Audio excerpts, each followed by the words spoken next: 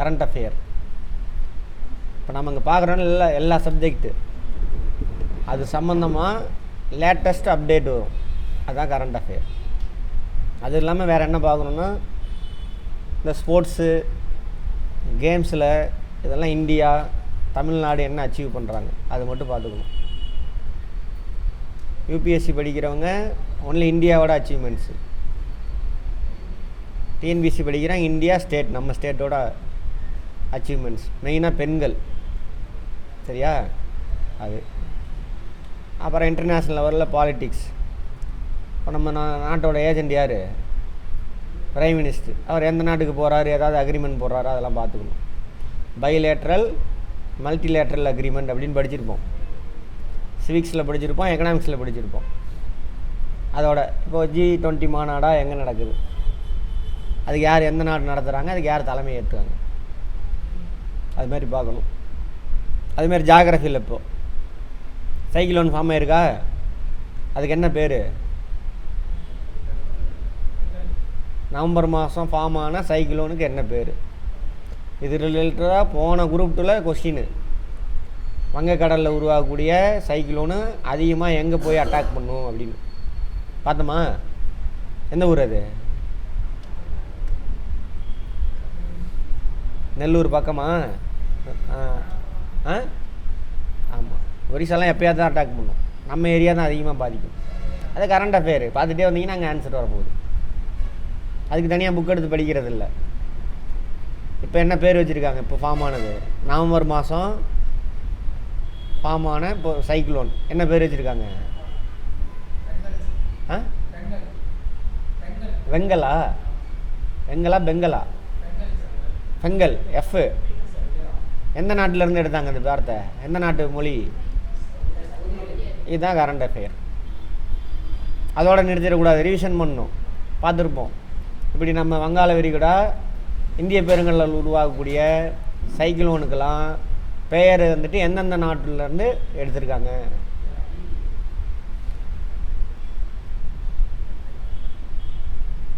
அப்போ எந்தெந்த நாட்டில் இருந்து அதெல்லாம் கேள்வி பல வந்துருக்கு. எந்தெந்த நாட்டு நம்ம படித்தோம் இல்லையா? இப்போ இந்திய பெருங்கடலில் உருவாகக்கூடிய சைக்ளோனுக்கு எந்த நாட்டோட மொழியிலேருந்து அந்த வார்த்தை எந்த நாடு கொடுக்குறாங்க அப்படின்னு பார்த்துருக்கோம். அதை எடுத்து ரீகால் பண்ணிக்கணும். அப்போ அது ரீகால் ஆயிரும் கன்வென்ஷன் ஏரியா. கரண்ட் அஃபேர் இது என்ன பேர் வச்சாங்க கேட்பாங்க. நவம்பர் மாதம் ஃபார்ம் ஆன புயல் இன்னும் 2-3 கூட ஒரு டிசம்பர் வரைக்குமே வரும். அதில் ரொம்ப பாதிப்பு ஏற்படுத்தின புயல், அதோட பேர் அதெல்லாம் ஞாபகம் வச்சுக்கணும். புரிஞ்சுதா? நியூஸ் பார்த்துட்டு வந்தீங்கன்னா அது ஞாபகம் வந்துடும். நீங்கள் ஞாபகம்லாம் வச்சுக்க வேண்டாம், நீங்கள் அதை புரிஞ்சுக்க ட்ரை பண்ணிங்கன்னா அது ஞாபகம் வந்துடும். சரியா? இந்த ஸ்கூலில் மாதிரி உட்காந்து கொஸ்டின் அண்ட் ஆன்சர் மனப்பாடம் பண்ணுறது அப்படி கிடையாது. நீ புரிஞ்சுக்கிட்டீங்கன்னா ஞாபகம் வந்துடும். ஓகேவா?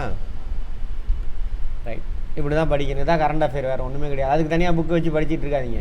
கரண்ட் அஃபேர் தனியாக புக்கு இருக்கும், முன்னாடி ஒரு இது போட்டுருவான் பக்கமாக. ஒரு மாதத்துக்கு 300-400 பக்கம் வரும்.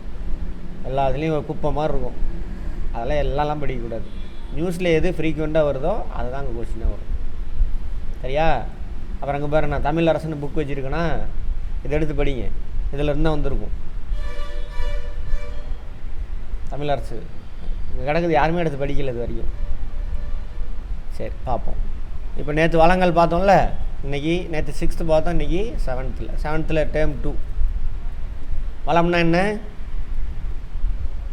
ட்ரான்ஸ்லேஷன் நான் பண்ணிடுறேன். ரிசோர்ஸஸ் அதை நான் பண்ணிடுறேன். என்னது அப்படின்னா தேவையானதெல்லாம் இல்லை, மனிதனுக்கு பயன்படுறதெல்லாம் அதோட வகைகள் இதெல்லாம் பார்த்தோமா. 7th என்ன இருக்குதுன்னு பார்ப்போம்.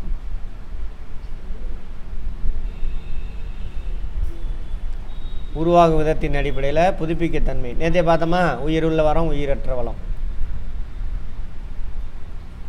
பயோட்டிக் ரிசோர்ஸஸ், ஏபயோட்டிக் ரிசோர்ஸஸ் இங்கிலீஷில்.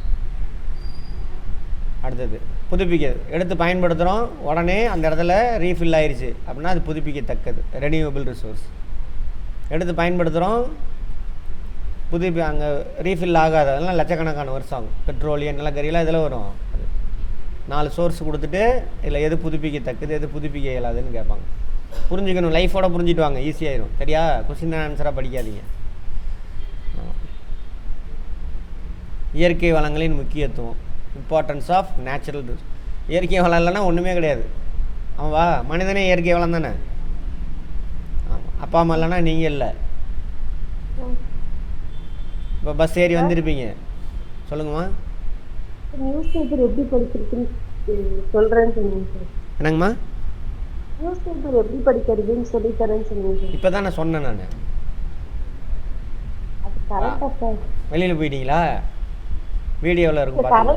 கரண்ட் அஃபேர்ஸ்ன்னு சொல்லியிருந்தீங்க. அதுதான் நியூஸ் பேப்பர். நியூஸ் பேப்பர் இப்போ கரண்டில் நடந்துக்கிறதுலாம் கரண்ட் அஃபேர். கரண்டில் நடக்கிறது எங்கே வரும்? நியூஸ் பேப்பரில் வரும். அதுக்கு தான் நியூஸ் பேப்பர் படிக்கணும். எதுக்குன்னா நீங்கள் நியூஸ் பேப்பர் படிக்கிற பழக்கம் இருக்குதா அப்படிங்கிறதுக்காக. நீங்கள் கவர்மெண்ட் அஃபீஷியல்ஸாக புதுசாக ஜிஓ இந்த மாதிரி விஷயம்லாம் உங்களுக்கு அஃபீஷியலாக வரும். அது இல்லாமல் என்ன பண்ணும், அங்கே நடக்கிற விஷயம் நியூஸ் பேப்பரில் வந்துடும். அங்கே உட்காந்துருப்பீங்க, எனக்கு தெரியாதுங்க அப்படின்னு சொல்லக்கூடாது. மக்கள் வந்து நியூஸை பார்த்துட்டு வந்து கேட்பாங்க, ஐயா இந்த மாதிரி சட்டம் வந்திருக்கு, விதி கொண்டு வந்திருக்காங்க, அப்படியா தெரிலங்கன்னு சொன்னீங்கன்னா என்னது, நீங்கள் அப்டேட்டடாக இல்லை. சரியா? ஆமாம். அதே மாதிரி சைக்கிள் ஒன்றா என்ன ஏது இதெல்லாம் தெரிஞ்சிருக்கணும். அது நம்ம கன்வென்ஷன் ஏரியா. அது ரிலேட்டடாக இப்போ கரண்டில் வரது எங்கே ஒரு நியூஸ் பேப்பரில், அதுக்கு பேர் தான் கரண்ட் அஃபேர். ரைட். சரி, நமக்கு தேவையான உணவு உடை இருப்பிடம் எல்லாமே எங்கேருந்து கிடைக்கும்? நம்ம பேட்டர்ன் நீங்கள் லைஃபோட அப்படியே லைஃபாக மாறிடுவீங்க. நியூஸ் பேப்பரு உங்களை சுற்றியில் நடக்கிற விஷயம் எல்லாமே என்ன ஆயிரும், உங்களோட வாழ்க்கையில் ஒரு பாட்டாக மாறி நீங்கள் அதை வச்சு தான் இந்த முடிவு எடுப்பீங்க. பெரியார் சொல்லுவார்ல, உன் சாஸ்திர சம்பிரதாயத்தை விட, உன் முன்னோரை விட, உன் விளக்குமாறு செருப்பை விட உனக்கு அறிவு இருக்குது, அதை யோசி அப்படின்னு. அறிவு என்னது? உன்னை சுற்றியில் நடக்கிறது புரிஞ்சு வச்சுருக்கீங்களா, அதை வச்சு தான் நீங்கள் முடிவு எடுக்கணும். ஆமாம், அது இருக்குதான்னு தான் டெஸ்ட் பண்ணுறாங்க. அதுக்கு தான் எக்ஸாமு. மனப்பாடம் பண்ணிட்டு போய் உட்காந்தோம்னா என்ன ஆயிரும், அங்கே அப்ளை பண்ண மாட்டோம். அந்த பழைய நமக்கு முன்னாடி உள்ளவன் என்ன பெஞ்சை தேய்ச்சானோ அதே மாதிரி பெஞ்சை தேய்ச்சிட்டு போவோம். சரியா? எந்த மாற்றமும் நடக்காது. இயற்கை வளமானது ஒரு மண்ணின் அன்றாட உணவு, உடை, இருப்பிடம் எல்லாத்தையும் பூர்த்தி செய்கிறது இயற்கை வளம் தான். ஒரு நாட்டின் பொருளாதாரத்தினை மேம்படுத்துவதில் இயற்கை வளங்கள் பங்கு மகத்தானது. பொருளாதாரத்தை முன்னேற்றம்னா புரியுதா?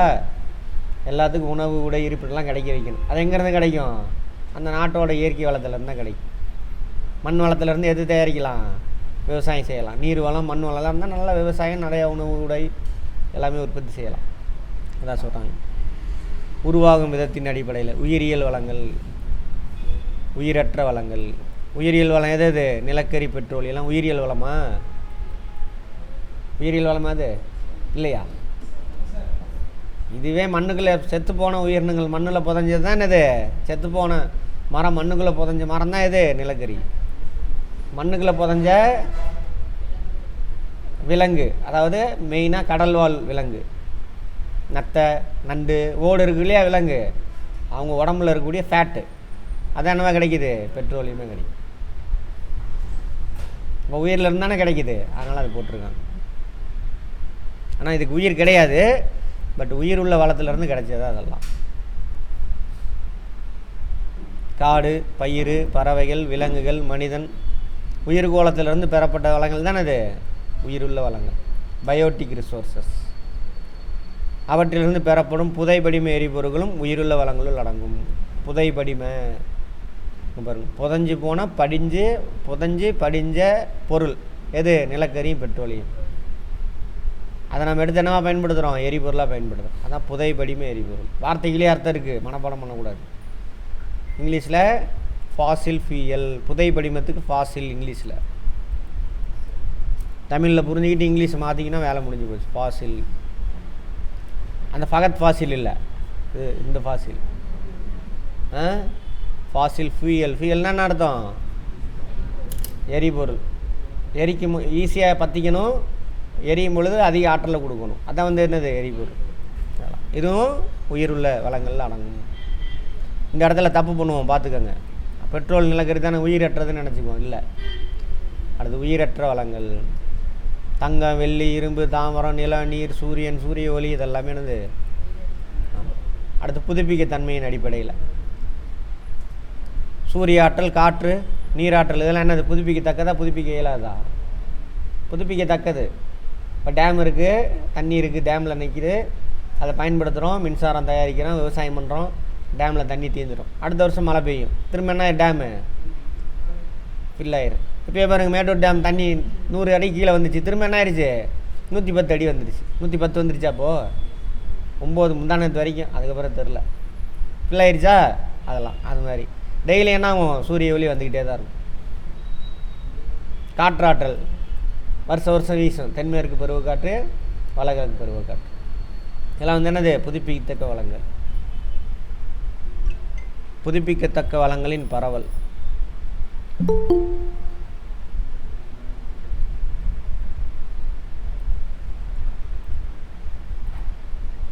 எங்கெங்கே என்ன இருக்குதுன்னு சொல்கிறான். சூரியாற்றல் நம்மக்கிட்ட தான் நிறைய எடுக்க முடியும். ஆனால் அவனுங்க பாருங்கள், டெம்பரேட் ரீஜன்லேயே சூரியாற்றல் அதிகமாக பயன்படுத்துகிறான். அப்போ நம்ம யார் டிராபிக்கல் ரீஜனில் இருக்கோம், இன்னும் அதிகமாக பயன்படுத்தணும், ஆனால் பயன்படுத்தாமல் இருக்கும். காற்றாற்றல் இந்த ஏரியாவில், யூரோப்பில் அதிகமாக காற்றாற்றல்.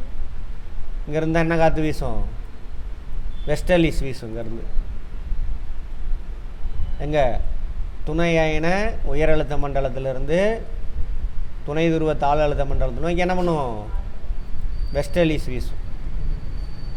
அங்கே காற்றாற்றல் அதிகமாக. டென்மார்க்குங்க தான் அதிகமாக காற்றாற்றல். இங்கே நார்வேயில் அதிகமாக என்ன இருக்குது, நீர் மின்சாரம் எடுக்கிறாங்க. சூரிய மின்சாரம் சைனா கூட பாருங்கள், அது கூட தள்ளி தான் இருக்குது, சப்ட்ராபிக்கல் ரீஜன், அவனே எடுக்கிறான். நம்ம என்ன பண்ணலாம், ஏகப்பட்டது தயாரிக்கலாம். இதை வச்சு தான் இப்போ இஷ்யூ ஓடிக்கிட்டு இருக்கு. கரண்ட் அஃபேர் இஷ்யூ போயிட்டா இருக்கு இல்லையா இல்லையா. இது எந்த இது ரிலேட்டடா, பார்லிமெண்ட்டு கூட நேற்று முடங்குச்சு. அதானி இஷ்யூ எதனால், அந்த சூரிய மின்சாரம் தயாரிக்கிறது சம்மந்தமான நிறையா லஞ்சம் கொடுத்துருக்கான் அப்படின்னு, சோலார் பேனல் விற்கிறதில்ல. சூரிய ஆற்றல் என்னது, புதுப்பிக்கத்தக்கதா புதுப்பிக்க இயலாதா, புதுப்பிக்கத்தக்கது, தீங்கு விளைவிக்காதது. ஏன்னா அனல் மின் நிலையம், அதில் நாம் எது பயன்படுத்துவோம், பெட்ரோலியம், நிலக்கரி இதெல்லாம் எரிப்போம். அதனால் தண்ணி கொதித்து மின்சாரம் உற்பத்தி ஆகும். பெட்ரோலியம் நிலக்கரி அடிக்கிறப்ப என்ன கிடைக்கும், க்ரீன் ஹவுஸ் கேஸஸ், அமிலமளவிக்கான கேஸஸ், இதெல்லாம் ப்ரொடியூஸ் ஆகும். அது என்விரான்மெண்ட்டுக்கு பிரச்சனை. சரியா. இது அந்த மாதிரி எதுவுமே கிடையாது. இதில் சூரிய ஆற்றல், சூரிய ஒளி வந்து படுது ஃபோட்டோவோல்டிக் செல்லில். ஃபோட்டோவோல்டிக் செல் எதுலேருந்து தயாரிக்கிறாங்க, சிலிக்கான் எதுலேருந்து கிடைக்கிது, மணல். எல்லாமே கேள்வி, எல்லாம் புரிஞ்சு வச்சுக்கோ. ஃபோட்டோன்னா லைட்டுன்னு அர்த்தம், அதான் ஃபோட்டோவோல்டிக் செல். சூரிய ஒளி வந்து படுது, ஆற்றல் ஒளி, அதில் உள்ள ஆற்றல் எடுத்துகிட்டு அந்த சிலிக்கானில் இருக்கக்கூடிய எலக்ட்ரான் என்ன பண்ணும், டைங்கின்னு எகிரி குச்சி ஓட ஆரம்பிக்கும். ஒரு பொருள் ஓடணும், தன்னோட நிலையில மாற்றுக்கணும்னா என்ன வேணும், ஆற்றல் வேணும். இப்போது சூரிய ஒளியில் இருக்கக்கூடிய ஆற்றலை பிடிச்சிக்கிட்டு அது ஓட ஆரம்பிக்கும். அதுக்கு பேர் தானே இது மின்சாரம், எலக்ட்ரிக் கரண்ட். ஓகேவா. ஒளி மின்னழுத்த களம் அல்லது சூரிய களமானது, அதாவது ஃபோட்டோவோல்டிக் செல். ஃபோட்டோ வோல்ட்டுன்னு அர்த்தம், மின்னழுத்த வேறுபாடு நமக்கு இருக்கா, ஃபிசிக்ஸில் பார்த்தோமா, அதான் மின்னழுத்த கலன். சூரிய மின்கலம் ஃபோட்டோவோல்டிக் செல். சூரிய ஆற்றலை மின் ஆற்றலாக கேட்பாங்க. ஒளி மின்னழுத்த களம் என்ன ஆற்றலாக மாற்றுது, சூரிய ஆற்றலை அல்லது ஒளி ஆற்றலை, ஒளி ஆற்றலை மின் ஆற்றலாக மாறும். மின் ஆற்றல்னா என்ன அர்த்தம், எலக்ட்ரான் ஓட்டம். எலக்ட்ரான்னா என்னம்மா, கரண்டா. சரி பார்ப்போம். கெமிஸ்ட்ரி கிளாஸ்லாம் பாருங்கள், ஃப்ரீயாக இருந்தீங்கன்னா பார்ப்போம். சூரிய ஒளி மின் தகட்டின் மூலம் பெறப்படும் மின்னாற்றலானது, அதான் சூரிய ஒளி மின் தட்டு, 3 பேர் வச்சுருக்கானுங்க. ஒளி மின்னழுத்த கலன், சூரிய ஒளி மின் தட்டு, இங்கிலீஷில் ஒரே வார்த்தை தான், ஃபோட்டோவோல்டிக் செல். மின்னாற்றலானது கணிப்பானை, கால்குலேட்டர், கணிப்பானை மின்னூட்டம் செய்வதிலிருந்து குடியிருப்பு பகுதிகளுக்கு மின்சாரம் அளிக்கும் வரையில். ஓ, கணிப்பானை கால்குலேட்டரா, சரி செயல்பாட்டு. இப்போ வீட்டில் எல்லோரும் சோலார் பேனல் வச்சு மின்சாரம் எடுக்கிறாங்களா. இதுக்கு முன்னாடி முதல்ல நம்ம பயன்படுத்தினது எங்கே சார்னா, கால்குலேட்டர் இருக்குல்ல, கால்குலேட்டரில் பாருங்க ஒரு ஃபோட்டோ, அந்த வோல்டிக் செல் மேலே சின்னதாக ஒரு 3 செல் இருக்கும், பார்த்துருக்கீங்களா. அது சூரிய ஒளியிலேருந்து இயங்காது, சாதாரண லைட் இருக்குல்ல, அது போய் பட்டாவே அதில் எலக்ட்ரான்ஸ் ஃப்ளோ ஆகி அந்த கால்குலேட்டர் ரன் ஆகும். இதனால கால்குலேட்டரில் மேக்ஸிமம் நம்ம என்ன பண்ண மாட்டோம், செல்லு மாற்றவே மாட்டோம், அதுலேயே ஃபங்க்ஷன் ஆகி. அதில் எலக்ட்ரான் ப்ரொடக்ஷன் ஆகாதப்போ, எலக்ட்ரிசிட்டி ப்ரொடக்ஷன் ஆகாதப்போ செல்லுலேருந்து எடுத்துக்குவோம். சரியா? ரைட்டாக தான் சொல்கிறாங்க. செய்வதிலும் குடியிருப்புகளுக்கு மின்சாரம். குடியிருப்பு மட்டும் இல்லை, இப்போ பெரிய ஃபேக்ட்ரி, விவசாய நிலத்தில் மோட்ரு இயங்குறதுல இந்த எல்லாத்துக்கும் யூஸ் ஆகுது ஃபோட்டோவோல்டிக்ஸ்.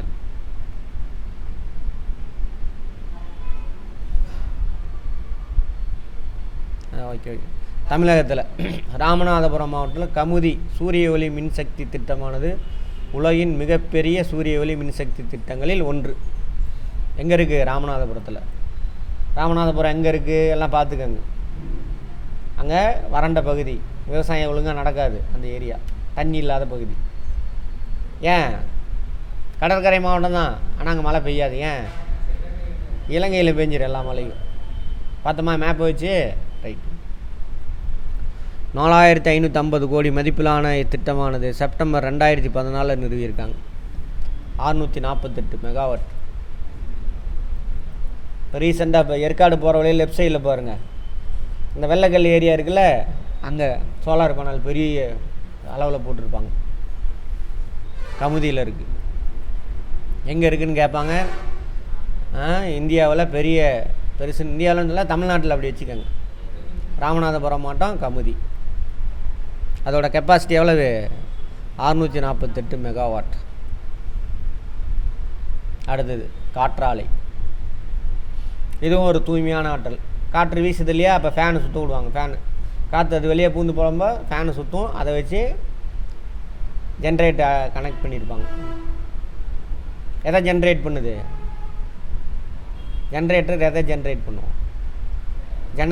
ஜென்ரேட்டம்னா நாங்கள் உருவாக்குறதுன்னு அர்த்தம். எலக்ட்ரிசிட்டியை ஜென்ரேட் பண்ணும், அதனால தான் அதுக்கு பேர் ஜென்ரேட்டர். டைனமோ. ஜென்ரேட்டர் எந்த விதிப்படி செயல்படுது? மின்சாரம் தயாரிக்குது. ஃப்ளமிங்கின் வலக்கை விதி. மின் மோட்டார் ஃப்ளமிங்கின் இடக்கை விதி. சரியா? ஃபிசிக்ஸில் ரீகால் பண்ணிக்கோங்க. அவ்வளோதான், எல்லாமே டெஸ்ட்டு. அந்தந்த செகண்டு கேள்வி கேட்டுட்டு அப்படியே போனீங்கன்னா அதுவே டெஸ்ட்டு தான். அவன் எப்படி கேள்வி கேட்டாலும் எழுதலாம். ஃபிசிக்ஸ் அட்டன் பண்ணால் தான் வெயிட் பண்ணுங்கள். சரியா? பார்ப்போம், எல்லாமே தெரிஞ்சுக்கலாம். அப்போது அப்போ கேட்பாங்க காற்றாற்றல், அதாவது அந்த காற்றாலைகளில் என்ன ஆற்றலாக மாற்றப்படுது? காற்றாற்றல், சரியா? விண்ட் எனர்ஜி மின்னாற்றல், எலக்ட்ரிக்கல் எனர்ஜியாக மாறுது. காற்றாற்றல் மின்னாற்றலாக மாற்றப்படுது. சுற்றுச்சூழலுக்கு கேடு விளைவிக்காது, பிரச்சனையே கிடையாது. பட் அந்த டர்பைன் போடுறாங்கள்ல, அதுக்கு மட்டும் ஃபஸ்ட்டு இன்ஸ்டலேஷன் காஸ்ட் மட்டும் ஆகும். மற்றபடி ப்ரொடக்ஷன் காஸ்ட் ரொம்ப ரொம்ப ரொம்ப கம்மி எல்லாத்தோட. இதுவும் புதுப்பிக்கத்தக்க ஆற்றல்.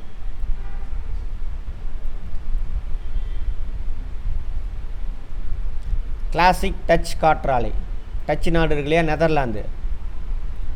அந்த நாட்டில் கிளாசிக்னு சொல்லிட்டு ஒரு நிறுவனம் 100 ஆண்டுக்கு மேலே அவங்க மின்சாரம் தயாரிச்சிட்டு இருக்காங்க காற்றாற்றலை வச்சு.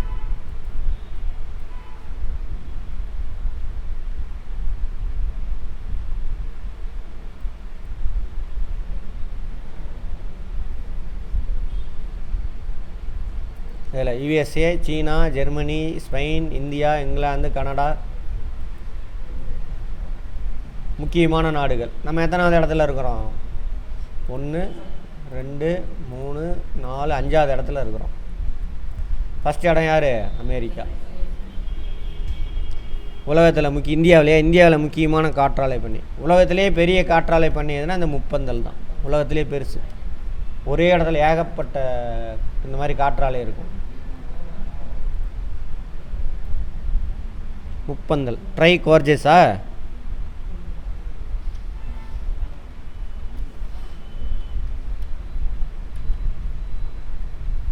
Wind form.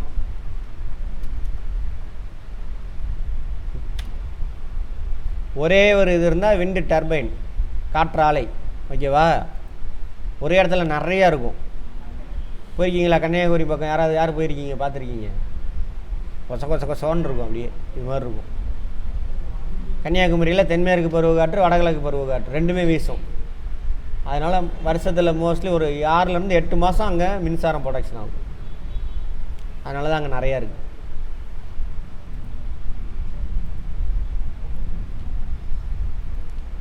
உலகத்திலே பெரிய காற்றாலை பண்ணைன்னா இது. உயரமானதுன்னா அது வேறு, ஹவாய் தீவில் இருக்கும். Very good. ஜெய்சால்மர் ராஜஸ்தான் 2வது பெருசு. அதாவது இந்தியாவில். பிரம்மன்வேல் மகாராஷ்டிராவில். எங்கே இருக்குதுன்னு கேட்பாங்க, பார்த்துக்கோங்க. பிரம்மன்வேல் காற்றாலை பண்ணை எங்கே இருக்குது, தால்கான் காற்றாலை பண்ணை எங்கே இருக்குது, மாவட்டம் வந்து சாங்கிலிம்பாங்க, ஜங்கிலிம்பாங்க, ஏதோ ஒன்று. தாமன் ஜோதி ஒடிசா, அது கம்மி தான். பெரிய ப்ராஜெக்ட் இதுதான்.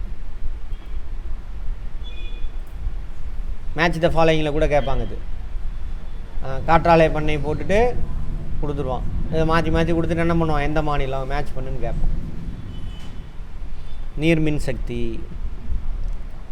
டேம் கட்டி வச்சுக்கிறோம், தண்ணி வந்து தேங்கி நிற்கும், தண்ணி ஓடும் பொழுது அது குறுக்க டர்பைன் வச்சுருவான், அது சுத்தம், மின்சாரம் தயாரிக்கும். கேட்பாங்க நீர்மின் சக்தி என்ன ஆற்றலாக மாற்றப்படுது அப்படின்னு கேட்பாங்க. இயக்க ஆற்றல், நீரோட இயக்க ஆற்றல், kinetic energy.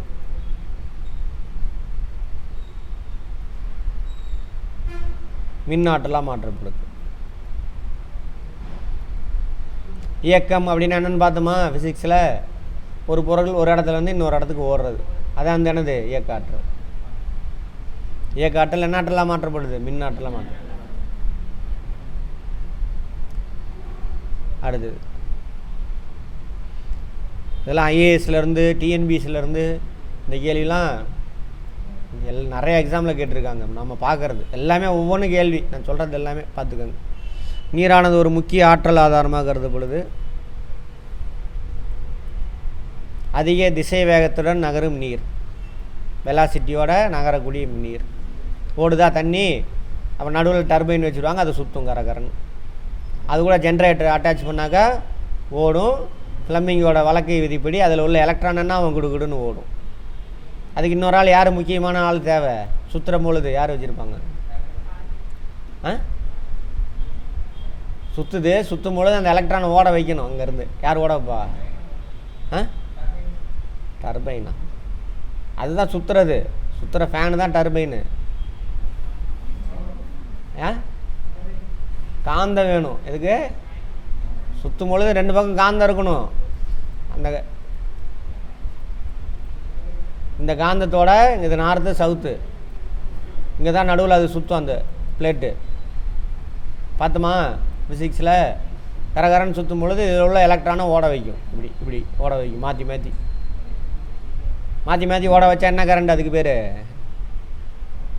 AC, alternative current. ஒரே திசையில் ஒன்றா டிசி. டிவிஷன் யாரும் பண்ணுறதே இல்லை போல் இருக்குது. கரண்ட் பார்க்குறோம்ல, வீட்டில் யூஸ் பண்ணுறோம்ல, போகிறப்ப கேட்கணும், கேள்வி கேட்டுக்கணும். அதிக திசை வேகத்துடன் நகரும் நீர் மற்றும் பெரிய நீர்வீழ்ச்சிகள் விசையாழிகள், அதான் டர்பைன் விசையாழினா. மின் மாற்றிகள், டைனமோ, ஜென்ரேட்டர், விசையாழி இருக்கும், அது கூட ஏதாவது அட்டாச் பண்ணிடுவாங்க. மின் மாற்றி, மின் இயக்கி தான் சொல்லணும், உற்பத்தி செய்யப்படுகிறது. Right, okay. நாம் அறிந்த ஆற்றல் வளங்களே நீர் மின்சக்தியானது மலிவானதாகவும் மிகவும் ஏற்றுக்கொள்ளக்கூடியதாகவும் உள்ளது. டேம் கட்டுறோம், தண்ணிக்காக டேம் கட்டுவோம், அது திறந்து விடும் பொழுது அங்கே ஒரு டர்பைன் மட்டும் வச்சுருவோம், மலிவான கிடைக்கும், புதுப்பிக்கக்கூடியது. உலகத்திலே பெரிய அந்த டேம் எங்கே இருக்குன்னா சீனாவில் தான் இருக்குது. ட்ரை கார்ஜஸா? ஆமாம்.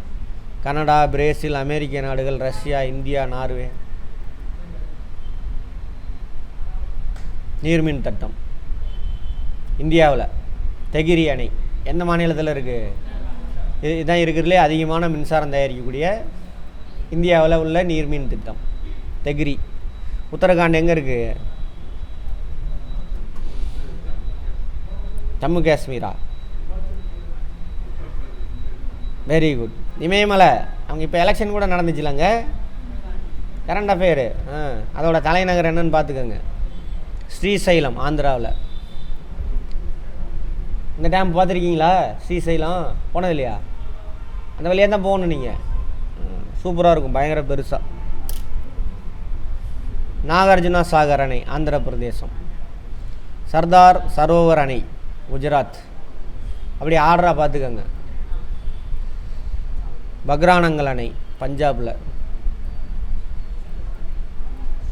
கொய்னா மகாராஷ்டிரா. மேட்டூர் அணை தமிழ்நாடு. இடுக்கி கேரளா. மேட்டூர் அணை 120 மெகாவாட் தான் நீர் மின்சாரம், அவ்வளோதான் நம்மளுக்கு. இடுக்கி கேரளா 750 மெகாவாட். இருக்கிறதுல எது பெரிய ப்ராஜெக்டு? தெகிரி அணை கேட்பாங்க. இந்தியாவில் மிகப்பெரிய நீர்மின் திட்டம் எது? தெகிரி. ரெண்டாவது எது? ஸ்ரீசைலம் ஆந்திரா. மூணாவது சர்தார் சரோவர். நாலாவது பக்ரானங்கல். சாரி, தப்பாக சொல்லிட்டேன். ரெண்டாவது எது? கொய்னா மகாராஷ்டிரா. இதுதான் ரெண்டாவது. இது 1, அது 2. மூணாவது ஸ்ரீசைலம். நாலாவது தான் சர்தார் சரோவர் அணை. அஞ்சாவது இது நம்மளது கடைசி. ஆறாவது இது வேணாம், அதுக்கு மேலே போதும். 5 பார்த்தா போதும். மேட்டூர் எத்தனாவது இடத்துல வருது? 8வது இடம். அவ்வளோதான். இன்னும் வேறு எங்கே இருக்குது நீர் மின்சாரம் தமிழ்நாட்டில்? பாபநாசத்தில் இருக்கா? அங்கே இருக்காது. ஊட்டி இருக்குல்ல, ஊட்டியில் அது பேர் என்ன? ஊட்டியில் ஒன்று. அது பேர் நான் ஒரு சொல்கிறேன் அப்புறம். உலகளாவே நீர்மின் 3 கார்ஜஸ் சீனாவில் தான் பெருசு. 22,500. ஆனால் இதனால் பயங்கரமான பாதிப்பு அங்கே ஏற்படுது. உலகத்திலே பெரிய டேம் அது தான். இது சீனாவில் இருக்கிறது 3 கார்ஜஸ். பயங்கர பெருசு. ஏகப்பட்ட என்விரான்மெண்டல் இஷ்யூ அதனால்.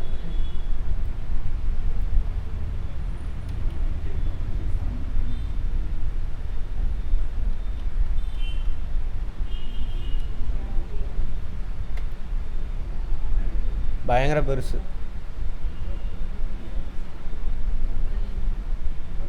இப்போ தான் ரைசண்டாக தான் கட்டி முடித்தாருங்க. என்னது இட்டடைப்பு அணை 2வது பெரிய ப்ராஜெக்ட். Brazil Paraguay. எந்த கண்டம்? தென் அமெரிக்கா.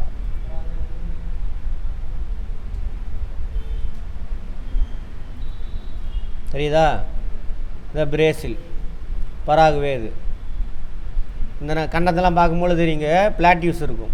இங்கேருந்து தண்ணி ஓடுது அந்த இடத்துல. 2ஓட பார்டர்லையும் கட்டியிருக்காங்க. இது பொலிவியா, பெரு, சிலி. அப்படியே பார்க்கும்பொழுது பக்கத்து நாடு. அப்படியே இந்த மேப் ஃபுல்லாக மனசில் வச்சு பார்த்துக்கணும். இந்த இடத்த மட்டும் பார்க்கக்கூடாது. அப்போ சேர்ந்து எல்லாமே அப்பப்போ பார்க்க என்ன ஆகும்?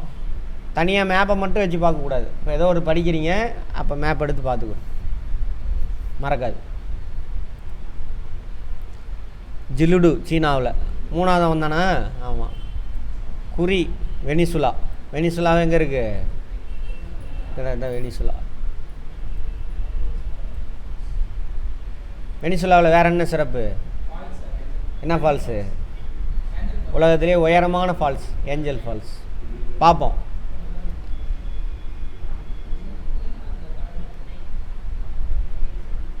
துக்குரி பிரேசிலில்.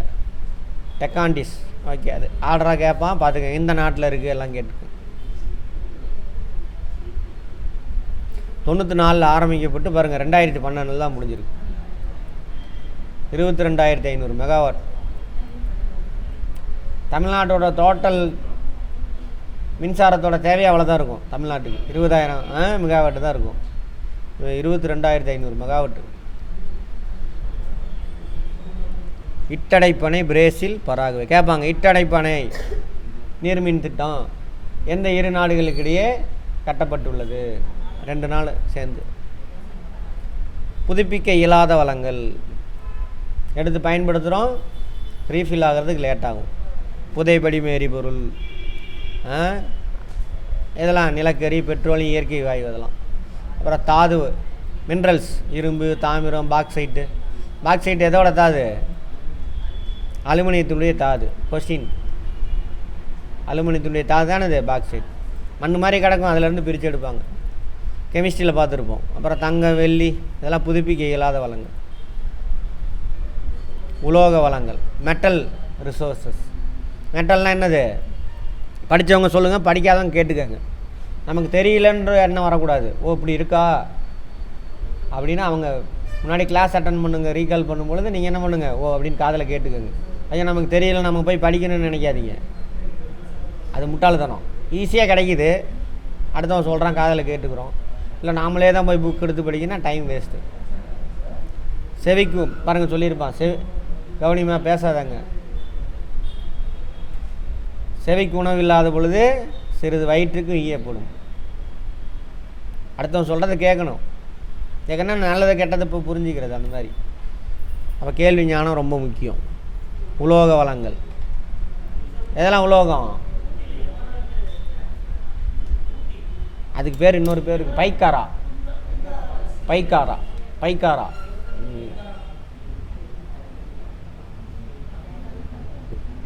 பைக்காரா டேமு, அங்கே தான் டேமு. அதுக்கு அந்த பேர் வேணால் வச்சுருப்பாங்க. சரி, உலோகம் என்னது? பூமியில் இருக்கக்கூடிய எல்லா மெட்டீரியலும் மூணாக பிரிப்பாங்க. உலோகம், அலோகம், உலோக போலி. அங்கே பேசாதீங்க, எனக்கு டிஸ்டர்ப் ஆகுது, எல்லாம் போய் படிங்க. புதுசாக அவங்க அட்டன் பண்ணுறவங்களுக்கு டிஸ்டர்ப் ஆகுதுல்ல. மெட்டல், நான் மெட்டல், மெட்டலாய்டு இங்கிலீஷில் அப்படி மூணாக பிரிப்பாங்க அப்படின்னு பார்த்துருப்போம். சரியா? நம்ம உடம்புல மெட்டல் இருக்கா? என்னென்ன மெட்டல்? கால்சியமே மெட்டல் தான். கால்சியம் எங்கே இருக்குது நம்ம உடம்புல? எலும்பு, பல்லெல்லாம். அப்புறம் அயன், இந்த மாதிரி நிறையா இருக்குது.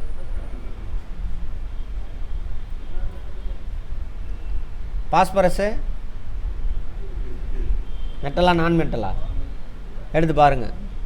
சரி, கடினமாக இருக்கும், மின்னும், கம்பியாட்டம் நீட்டலாம், தகடு மாதிரி தட்டலாம், சிறந்த மின் கடத்தி, சிறந்த வெப்ப கடத்தி. இந்த கேரட்லாம் இருந்தால் வந்து என்னது? உலோகம். இதெல்லாம் இல்லைன்னா அலோகம், நான் மெட்டல். ஓகேவா? ரீகால். ஆமாம், அலோக வளங்கள். புதைபடிமை எரிபொருள் மூணாவது பிரிவு. உலோக வளங்கள் என்னென்னு சொல்கிறான். ஓகேவா? மேங்கனீஸ், இதெல்லாம் இரும்பு, தாமிரம், தங்கம், பாக்சைட்டு. பாக்சைட் வந்து உலோகம்லாம் அலுமினியத்தோட தாது, அது உலோகம் கிடையாது. ஆனால் அது அப்புறம் வெள்ளி, மேங்கனீஸ், இதெல்லாம். மேங்கனீஸ் எதுக்கு தேவை?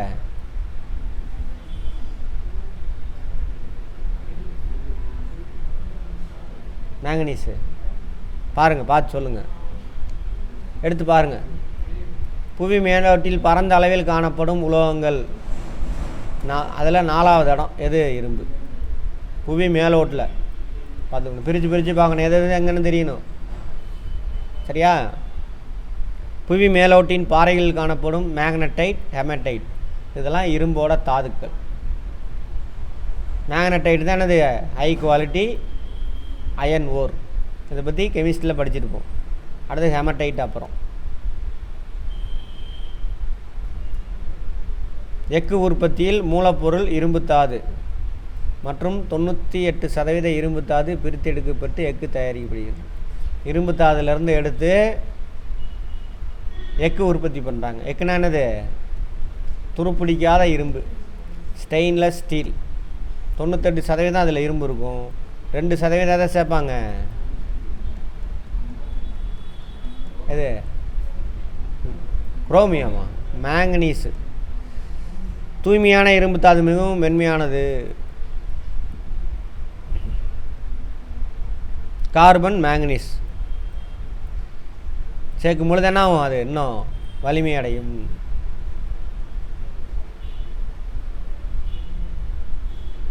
இரும்பு இல்லாதது ஏதாவது இருக்கா?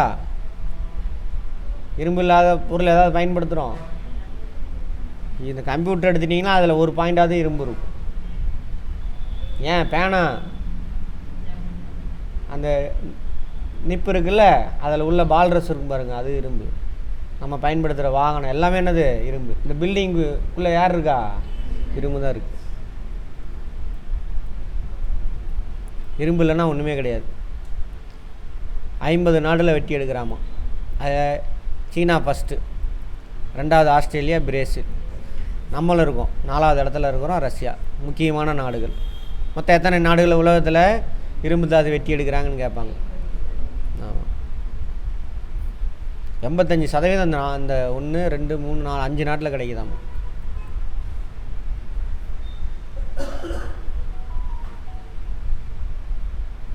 இந்தியாவில் 95% இரும்பு தாது. ஜார்க்கண்டு, ஒடிஷா, மத்திய பிரதேசம், சத்தீஸ்கர், கர்நாடகா, 2 ரீஜன் தான் வச்சுக்கோங்களேன். 2 ரீஜன். எந்த பகுதியில் பிளைனு பீடபூமி எங்கே மினரல் ரிசோர்ஸ் அதிகமாக இருக்கும்? நான் கேட்ட கேள்விக்கு பதில் சொல்லுங்கள். பீடபூமி பிளைன் எங்கே இருக்கும்? பீடபூமி. இதான் பீடபூமி பார்த்துருப்போம், திரும்ப பார்ப்போம். தீபகற்ப பீடபூமிம்பாங்க. சரியா? இதில் சோட்டாநாகூர் பீடபூமி தான். மத்திய பிரதேஷ், சத்தீஸ்கர், ஜார்க்கண்டு, ஒடிசா, வெஸ்ட் பெங்கால் அதையும் சேர்த்திக்கலாம்.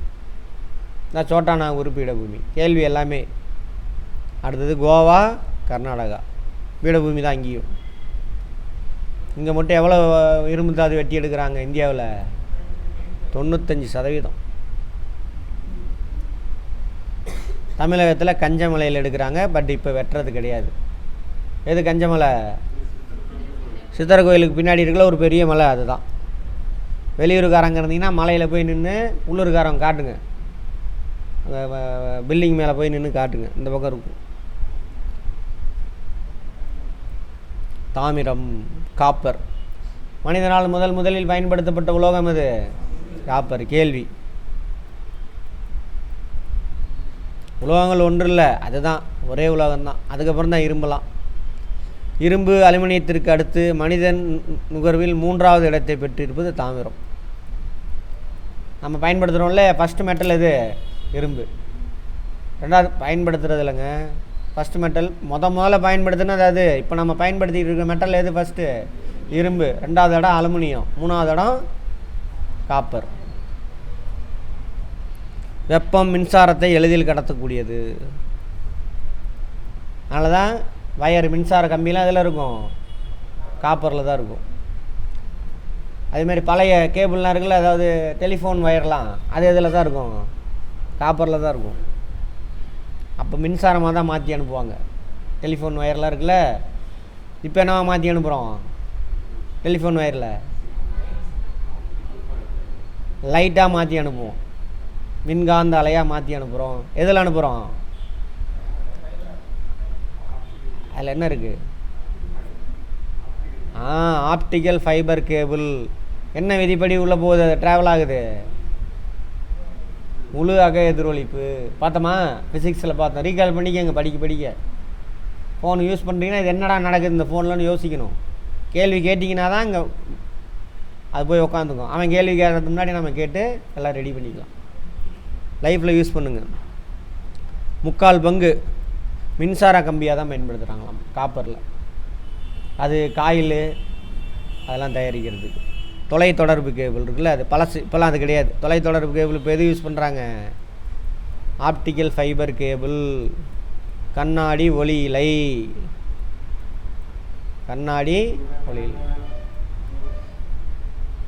மற்றும் மின்னணு சாதனங்கள், எலக்ட்ரானிக்ஸ். தாமிர உற்பத்தியில் சிலி நாடு உலக அளவில் முதலிடம். பாலைவனம் எங்கே இருக்கோ பாலைவனத்தில் தான் அதிகமாக காப்பர் கிடைக்கும் மோஸ்ட்லி. சரியா? இங்கே பாருங்கள், சிலி. இதான் சிலி. இங்கே பாலைவனம் இருக்கா? 23 டிகிரி தெற்கு. இதை சுற்றி பாலைவனம், அட்டகாமா பாலைவனம். அங்கே சிலி நாடு தான் நம்பர் 1. ஃபுல்லாக இங்கே என்ன இருக்குது? மலைத்தொடை, ஆண்டிஸ் மலைத்தொடர். உலகத்திலே நீளமான மலைத்தொடர். நமக்கு இருக்கா? பார்த்தோம்ல, இப்போ இந்த தடவை பார்த்தோம். உலகத்தில் நீளமான மலைத்தொடர் ஆண்டிஸ். இது பார்த்தீங்கன்னா நீங்கள் புக் எடுத்து படிக்கிறப்ப என்ன பண்ணணும்? படிச்சுட்டே போகாதீங்க தயவு செஞ்சு. மலைத்தொடர்னு வந்துச்சுன்னா இந்த ஏரியா போனால் எங்கடா இருக்குது, எந்த டிகிரியில் இருக்குது, இங்கே என்ன இருக்குது நமக்கு தெரிஞ்சு. மலைத்தொடர் ஆண்டிஸ்னு வந்துருச்சு. வேறு உலகத்தில் பெரிய மலைத்தொடர்லாம் இது வட அமெரிக்காவில் இது ராக்கி. ஐரோப்பாவில் இது ஆல்ப்ஸு. ஆசியாவில் இது அவ்வளோதான். உலகத்தில் பெரிய மலைத்தொடர் அவ்வளோதான். சரியா? ரைட். அப்படி கேள்வி கேட்டு கேட்டு படிக்கணும். செம்ம இன்ட்ரெஸ்டிங்காக இருக்கும். உட்காந்து புக்கை வாச்சிட்டேனே அது சும்மா மொக்க, அது போர். அது கேள்வி கேட்காம படிச்சிங்கன்னா அதோட கொடுமை எதுவுமே கிடையாது. டைட்டில் எடுத்து பார்க்குறீங்க. பேக் சைட்னா என்ன? சும்மா பாக் சைட் இங்கே கிடைக்கிது அங்கே கிடைக்கிது படிக்கக்கூடாது. பேக் சைட்னா என்ன? அது ஒரு தாது. தாதுன்னா என்ன? அதில் ஏதோ ஒரு கனிமம் அதிகமாக இருக்குதுன்னு அர்த்தம். தனிமம், மினரல் அதிகமாக இருக்குது. பேக் சைட்டு எதோட தாது? எதோட தாது? உலகத்தில் எங்கே அதிகமாக கிடைக்குது, இந்தியாவில் எங்கே அதிகமாக கிடைக்குது? இத்தனை கேள்வி இதில். இப்படி தான் படிக்கணும். கேள்வி கேட்டு எடுத்துகிட்டு போய் பாருங்கள், மறக்காது. எப்படி வரும் கேள்வி? அலுமினியத்தின் தாது எது? பாக்சைட். இந்தியாவில் அலுமினிய பாக்சைட் எங்கே அதிகமாக கிடைக்குது? தமிழ்நாட்டில் எங்கே கிடைக்குது? உலகத்தில் எங்கே கிடைக்குது? புக்கில் இருந்தால் அதை எடுத்துக்கோங்க. வெளியிலலாம் போய் தேடாதீங்க, வெப்சைட்லாம் தேடாதீங்க, அதெல்லாம் கேட்க மாட்டான். ஓகேவா? அப்படி படிக்கணும். அப்போ தாமிர எங்கே உற்பத்தி அதிகம்? சிலி நாடு தான். அது போக அது பக்கத்து நாடு சீனா, அமெரிக்கா, காங்கோ, ஆஸ்திரேலியா. பாலைவனம் தானே ஆஸ்திரேலியா ஃபுல்லாக. ஆனால் பட்டு டாப் கண்ட்ரி தான் கேட்பாங்க. இதுதான் கேட்பாங்க கேள்வி, மற்றெல்லாம் கேட்க மாட்டாங்க. தங்கம் அரிய மற்றும் விலை மதிப்பற்ற உலோகம். தங்கத்தை ஏங்க ஆபரணமாக பயன்படுத்துகிறோம்?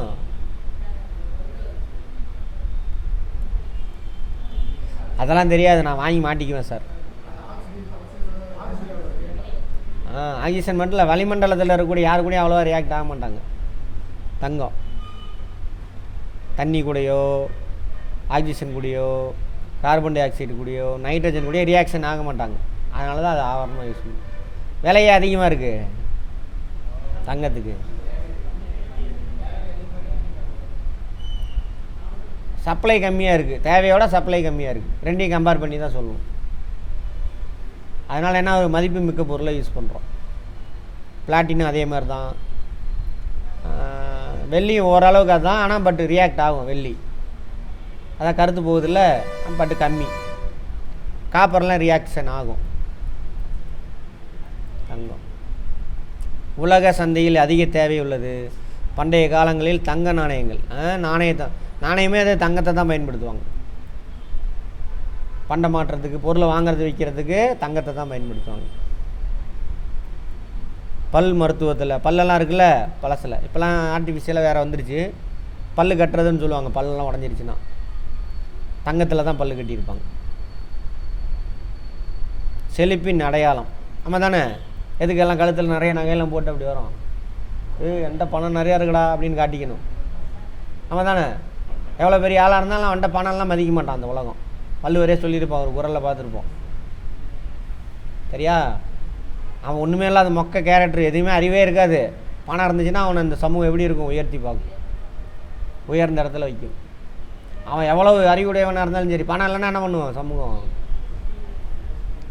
அதை கெட்டு காட்டுறது தான் அது. நகையெல்லாம் போட்டுக்கிட்டு அப்படியே மொத்தமாக நிறைய பேர் பாருங்க. ஒருத்தன் அந்த யார் முடியெல்லாம் வச்சுக்கிட்டு ஒருத்தன் உடம்பு ஃபுல்லாக நகையாக போட்டிருக்கிறான்.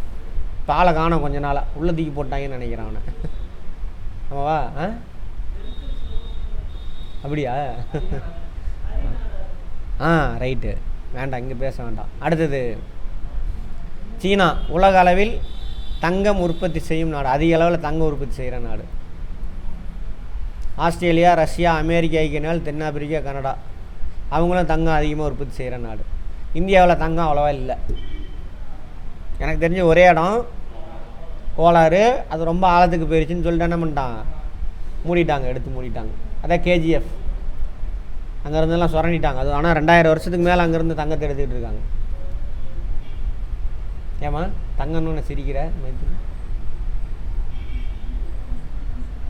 அடுத்தது, ஆஸ்திரேலியா 2500 டன் தங்கத்தாது இருப்பு உள்ளதுடன் உலக அளவில் தங்க இருப்பு அதிகமுள்ள முதன்மையான நாடு. நோட் பண்ணிக்கோங்க, தங்க உற்பத்தியில் யார் ஃபஸ்ட்டு? சீனா. பட் இருப்பு அதிகமாக உள்ள நாடு அது ஆஸ்திரேலியா. நோட் பண்ணிக்கோங்க. கேள்வி மாற்றி மாற்றி கேட்பான். கர்நாடகா இந்தியாவில் தங்கத்தை அதிக உற்பத்தி செய்யும் மாநிலம். கோலார் தங்க, கேஜிஎஃப் கோலார் கோல்டு ஃபீல்டு. போலார் கோல்டு ஃபீல்டு, தங்க வயல், ஆழமான தங்க சுரங்கங்களில் ஒன்றாம். ரொம்ப ஆழத்துலேருந்து வெட்டி எடுத்துகிட்டு வர்றதுனால தான் என்ன ஆகுது, செலவு அதிகம்னு நிறுத்திட்டானுங்க. ஆனால் அது 4000 இருக்கிறப்ப நிறுத்தினானுங்க. இப்போ வெட்டி எடுத்தோம்னா அதிக ரேட்டுக்கு போகும். அது யாரை ப்ரைவேட்டுகிட்ட விற்றுருவானுங்க பாருங்கள், சீக்கிரமே கார்பரேட்டுக்கு விற்றுருவான். அப்போ நான் சொல்கிறது எப்போ நிறுத்தினானுங்க வெட்டுறதை, 4000 ஒரு பவுன் விற்கிறப்ப ப்ரொடக்ஷன் காஸ்ட்டுக்கும் செல்லிங் ப்ரைஸுக்கும், ப்ரொடக்ஷன் காஸ்ட்டு செல்லிங் ப்ரைஸோடு அதிகம், அதனால் லாஸு, அதனால் நிறுத்தினானுங்க. இப்போ எவ்வளோ விற்கிது, 50,000 ரூபாய்க்கு மேலே போயிடுச்சு. இப்போ கட்டாயம் எடுத்தோம்னாக்கா லாபகரமாக தான் இருக்கும். பாருங்கள் என்ன நடக்குதுன்னு பார்ப்போம், போக போக தான் தெரியும். பாக்சைட் எதோட தாது, அலுமினியம்.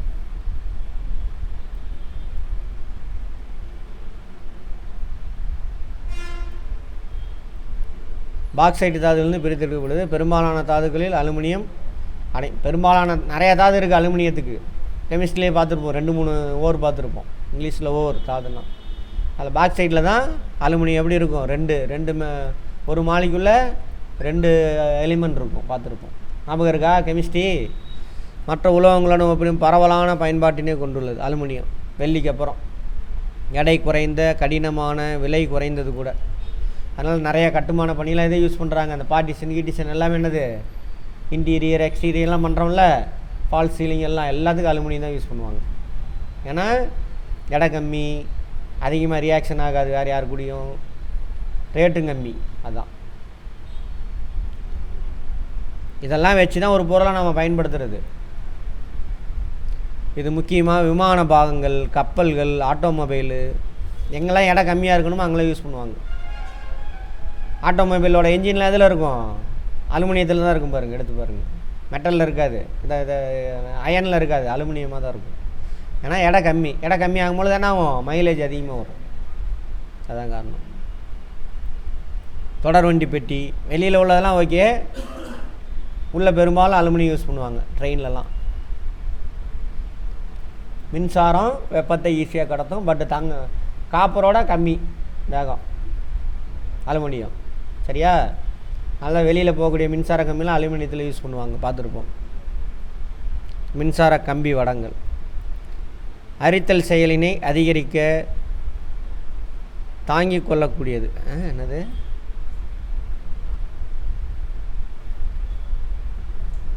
அதை விட்டுருங்க, என்ன சொல்ல வரான்னு தெரில. அலுமினியத்துடன் சிறிய அளவிலான பிற உலோகங்களை சேர்ப்பதன் மூலம் இது தூய அலுமினியத்தை விட உலோக கலவை உருவாகிறது. அதாவது ஒன்றும் இல்லை, ஸ்ட்ரென்த் அதிகமாகிடும், ஈஸியாக அலுமினியத்தை ஈஸியாக வளைச்சிடலாம். வேறு ஒரு உலோகத்தை கூட சேர்க்கணும்னா என்னவாக மாறிடும், உலோக கலவையாக மாறிடும், இங்கிலீஷில் அலாய். அப்போ இதோட ஸ்ட்ரென்த் அதிகமாகிடும். எடை கம்மியாக இருக்கும், ஸ்ட்ரென்த் அதிகமாக இருக்கும். அதான் சொல்ல வராங்க. டூரா அலுமினியம் அப்படின்னு பார்த்துருக்கோம். டூரா அலுமினியம் கெமிஸ்ட்ரியில் பார்த்தோமா. ஆஸ்திரேலியா உலகின் முன்னணி பாக்சைட் உற்பத்தி செய்யும் நாடு, நோட் பண்ணிக்கோங்க. ஆஸ்திரேலியா உற்பத்தியே வந்தான். தங்க அதிக இருப்பு இருக்கிற நாடு அது ஆஸ்திரேலியா. தங்க அதிக உற்பத்தி செய்கிற நாடு சீனா.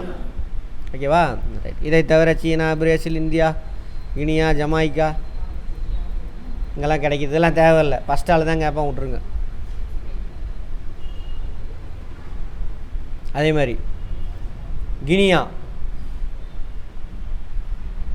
ஆஸ்திரேலியா பக்கத்தில் இருக்கிற ஒரு தீவுன்னு வச்சுக்கோங்க. பப்புவா நியூ கினியா, கினியாவா அது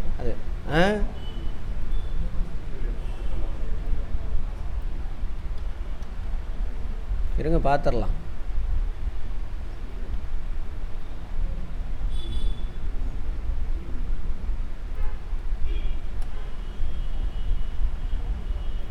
ஃபார்முலா வருது.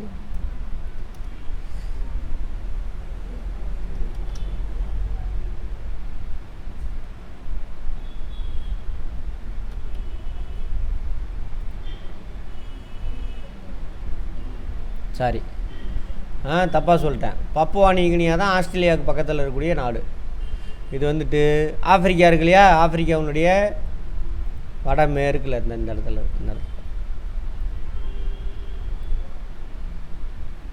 அங்கே வரும். இந்த இடத்துல வரும்னு வச்சுக்கோங்க, நோட் பண்ணிக்கோங்க. அங்கே தான் 1/4 பாக்சைட் தாது இருக்காம உலகத்தில். இந்தியாவில் பார்த்தோம்னா ஒடிசா, குஜராத்து, ஜார்க்கண்ட், மகாராஷ்டிரா, சத்தீஸ்கர், தமிழ்நாடு, மத்திய பிரதேசம் அங்கெல்லாம் கிடைக்கும். ஒடிசா எல்லாமே பாருங்கள், சோட்டானாவும் எல்லாம் பீடபூமி பகுதி தான். இதெல்லாம் பாருங்கள், ஒடிசா, ஜார்க்கண்டு, மகாராஷ்டிரா, சத்தீஸ்கர், தமிழ்நாடு, மத்திய பிரதேசம். இந்தியாவின் முக்கியமான பாக்சைட் உற்பத்தி செய்யும் மாநிலங்கள் ஆகும். இவங்கெல்லாம் உற்பத்தி செய்கிற மாநிலம். தமிழகத்தில் சேர்வராயன் மலையில் இருக்குது, அதை நிறுத்தியாச்சு. கேட்பாங்க, தமிழ்நாட்டில் பாக்சைடு தாது எங்கே கிடைக்குது? சேர்வராயன் மலையில். ஓகேவா? ஏற்காடு போயிட்டு சேர்வராயன் கோயிலில் போய் நின்றுட்டு அந்த பக்கம் வியூ பாயிண்ட் போய் பார்ப்பாங்க. போய் பார்த்தீங்கன்னா லெஃப்ட் சைடில் அப்படியே அந்த சிவப்பு கலரில் மண் வெட்டி எடுத்துருப்பாங்க. அதை நிறுத்தி 10 வருஷத்துக்கு மேலே ஆகுது. மலையை குடஞ்சி சிவப்பு கலரில் இருக்கும். அப்போல்லாம் பார்த்தீங்கன்னா இந்த வழியை தான் எடுத்துகிட்டு போவாங்க, மேட்டூருக்கு எடுத்துகிட்டு போவாங்க. மேட்டூர் போனீங்கன்னா ஒரு ஃபேக்ட்ரிலாம் க்ளோஸ் ஆகிருக்கும், அது அலுமினிய ஃபேக்ட்ரி தான், அது மால்கோவோடது. ரைட், கேட்பாங்க. அப்போது தமிழ்நாட்டில் பாக்சைடு தாது எங்கே கிடைக்குதுன்னு கேட்பாங்க. சேலம் மாவட்டத்தில் சேர்வராய். வெள்ளி. பிரேக் எடுத்துக்கிறீங்களா? பிரேக் எடுத்துங்க, போயிட்டு வந்து பார்க்கலாம். வெள்ளி. வெள்ளியை பற்றி நமக்கு என்ன தெரியும்? வெள்ளிக்கோள், அதை விட்டுருங்க. வெள்ளிக்கோளுக்கு இங்கிலீஷில் என்ன? வீனஸ். 2வது கோள் அதெல்லாம் okay. Morning star, evening star, அதெல்லாம் விட்டுருங்க. இது வந்து மெட்டல். நம்ம இங்கிலீஷில் இதுக்கு பேர் என்னது? சில்வர். தங்கத்துக்கு அப்புறம் ஆபரணமாக பயன்படுறது வெள்ளி. காப்பரோட மின்சாரத்தையும் வெப்பத்தையும் அதிகமாக கடத்தக்கூடியது. பட் இதை அதை பயன்படுத்த மாட்டோம், காஸ்ட்லி இது, அதனால். சரியா? வேறு என்ன தேவை? ஃபேக்ட் ஏதாவது இருக்கான்னு பார்ப்போம். விலை மதிப்பு மிக்க ஒரு உலோகம். எவ்வளோ 1 கிலோ இது இப்போது? எங்க நான் நரேந்திரராஜ் 700 ரூபாயா? வெள்ளியா? எனக்கு ஒரு 10 கிலோ வாங்கியிருந்தாங்க. 85,000. 85,000. தங்கத்தை விட பறந்தது. தங்கத்தை விட அதிகமாக தான் இதை தான் பயன்படுத்துகிறோம். நம்ம தானே எல்லாருமே. தங்கம் இருக்க இல்லையோ, கொலுசு, கழுத்தில் செயின், தட்டு, நம்ம தானே இதெல்லாம்.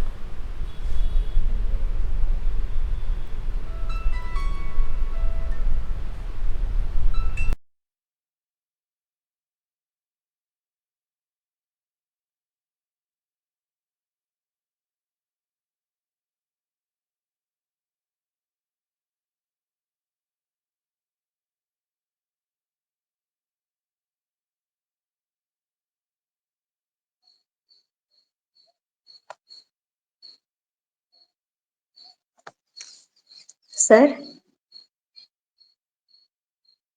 சார்